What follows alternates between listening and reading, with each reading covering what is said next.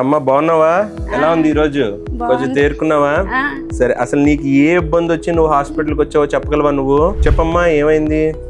జ్వరం, ఒళ్ళు నొప్పులు. ఒళ్ళు నొప్పులు అంటే తలనొప్పి. మీది పార్వతీపురం దగ్గర? ఓకే, పల్లెటూరు. బాగా వచ్చిందంటే ఒక్క రోజుకి తగ్గిపోయింది. ఇప్పుడు నీకు జ్వరం వచ్చినప్పుడు కీళ్ళ నొప్పులు కూడా వచ్చాయా? అప్పుడు లేవు. అప్పుడు లేవు. ఎప్పుడు వచ్చాయి మరి? అప్పుడు జ్వరం తీవ్రప్పుడు వచ్చింది. జ్వరం తీవ్రత పెరిగినప్పుడు నీకు కీళ్ళ నొప్పులు వచ్చాయి. తగ్గిపోయింది వెంటనే, అప్పుడు తగ్గిపోయింది.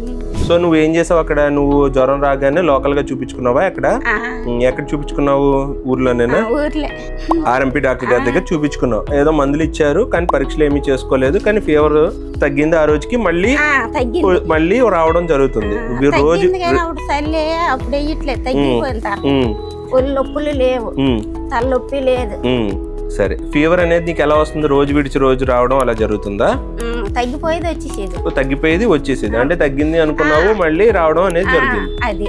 ఓకే, పాస మంట గాని అవి ఏమీ లేవు. నీకు షుగర్ బీపీలు ఉన్నాయా? అంటే నీకు షుగర్ ఇంతకు ముందు ఉందా? మందులు వాడేదానివా? ఎప్పుడు లేదు. సో షుగర్ కి నీకు పరీక్ష చేస్తారు, వేలు దగ్గర చేశారు. సరే, ఇప్పుడు నీకు ఆర్ఎంపీ దగ్గరికి వెళ్ళినప్పుడు మక్కలకి ఏమైనా ఇంజక్షన్ వేసారా? ఏది చేతికంటే నరంకి వేసారా? ఈ చేతికి వేసారు, జబ్బకి వేసారా? అదే చెప్తున్నాను, జబ్బకి వేయకూడదు ఇంజక్షన్. ఎందుకు వేయకూడదు? ఈ పేషెంట్ చాలా దూరం నుంచి వచ్చారండి. ఒక 5 రోజులు ఫీవర్తో బాధపడి ఆర్ఎంపీ డాక్టర్ గారి ట్రీట్మెంట్ తీసుకొని అది తగ్గకపోయేసరికి వచ్చారు. యాక్చువల్గా ఏంటంటే ఫీవర్స్ మనం చూసుకున్నప్పుడు ఫీవర్స్లో టైప్స్ ఉంటాయి. హిస్టరీ ఆఫ్ ది ఫీవర్ అనేది చాలా ఇంపార్టెంట్ మనకి. ఎందుకు ఇంపార్టెంట్ అంటే ఏ రకం జ్వరం అనేది ఆ జ్వరానికి సంబంధించిన తీరు ఎలా ఉంది అనేది మనం తెలుస్తుంది అనమాట దీని ద్వారా.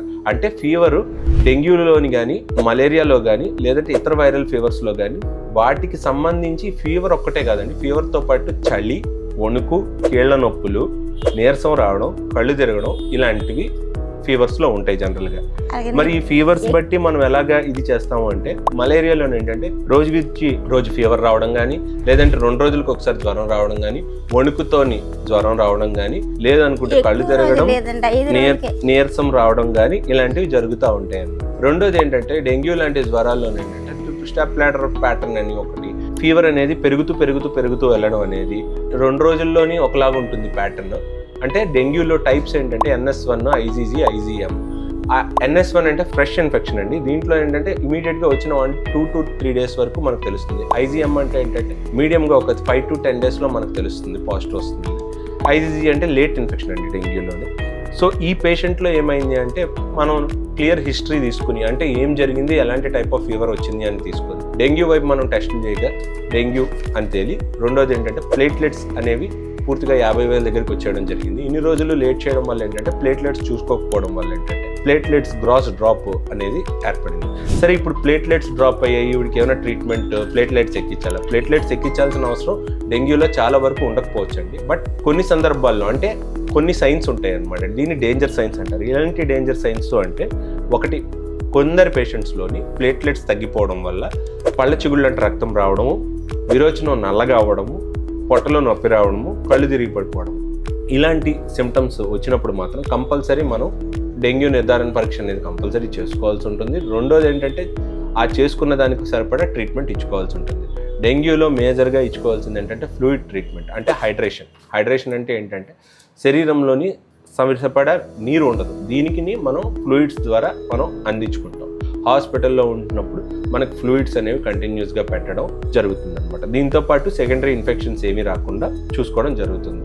అసలు నల్లగా ఎందుకు విరోచనం వస్తుంది అంటే, డెంగ్యూలోని లక్షణం ఏంటంటే బ్లడ్ని క్లాట్ చేసే, అంటే వాటిని మనకి దెబ్బ తగిలితే బ్లడ్ ఏదైతే ఉందో దాన్ని క్లాట్ చేసే మెకానిజం అనేది కొంచెం తగ్గుతుంది. ఎందుకంటే ప్లేట్లెట్సే వాటిని అవుతాయి కాబట్టి తగ్గుతుంది. ఆ తగ్గిన ఏవైతే మనకి ఈ మెకానిజం ఉందో ఇందులో ఏమవుతుందంటే పొట్టలో ఎక్కడో దగ్గర కొంచెం మనకి చిన్న ఇది అవ్వడం వల్ల వాటిని లోపల బ్లడ్ లీక్ అవ్వడం వల్ల ఆ లీక్ అయిన బ్లడ్ విరోచనంలో నల్లగా రావడం అనేది జరుగుతుంది. సో రెండోది, లోకల్గా ఈవిడికి ఇంజెక్షన్స్ ఇవ్వడం జరిగింది. ఎక్కడ నరానికి ఇచ్చే ఇంజెక్షన్స్ ఓకే కొంతవరకు, అది కూడా ఏవైతే ఇంజెక్షన్స్ అనేవి ఇవ్వాలో అవే ఇవ్వాలి, కానీ యాంటీబయాటిక్స్, హై యాంటీబయాటిక్స్ వాడకూడదు. రెండోది, ప్లేట్లెట్స్ అనే తగ్గే ఫీవర్స్లోని జనరల్గా మొక్కలకి వాటికి ఇంజెక్షన్స్ ఇస్తూ ఉంటారండి. వీటి వల్ల ఒక్కొక్కసారి ఏమవుతుందంటే అక్కడ మచ్చలు ఏర్పడడం జరుగుతుంది. సో మ్యాక్సిమం ఏంటంటే డెంగ్యూ లాంటి ఫీవర్స్లోని కానీ ప్లేట్లెట్లు తగ్గిన జ్వరాల్లో కానీ ఐఎం ఇంజెక్షన్స్ అంటే మొక్కలకి కానీ లేదంటే జబ్బకి కానీ ఇచ్చే ఇంజెక్షన్స్ని అవాయిడ్ చేయాలి. ఇది చాలా మందికి తెలియక లోకల్గా ఉండే వాళ్ళు ఏంటంటే లోకల్ ట్రీట్మెంట్ చేసినప్పుడు ఈ జబ్బలకి మొక్కలకి ఇంజెక్షన్స్ ఇచ్చేయడం జరుగుతుంది. ఇవి అవాయిడ్ చేయడం చాలా వరకు మంచిది. సో ఈ పేషెంట్ అయితే మాత్రం ఇప్పుడు కంప్లీట్లీ రికవర్ అయ్యారండి. ఫ్లూయిడ్ కూడా ఫుల్ హైడ్రేషన్ అనేది బాగానే ఉంది. సో ఇప్పుడు ఈ పేషెంట్ని మనం డిశ్చార్జ్ చేయడం జరుగుతుంది. ఓకే, థ్యాంక్ యూ అండి. ఓకేనమ్మా, థ్యాంక్ యూ. ఓకే.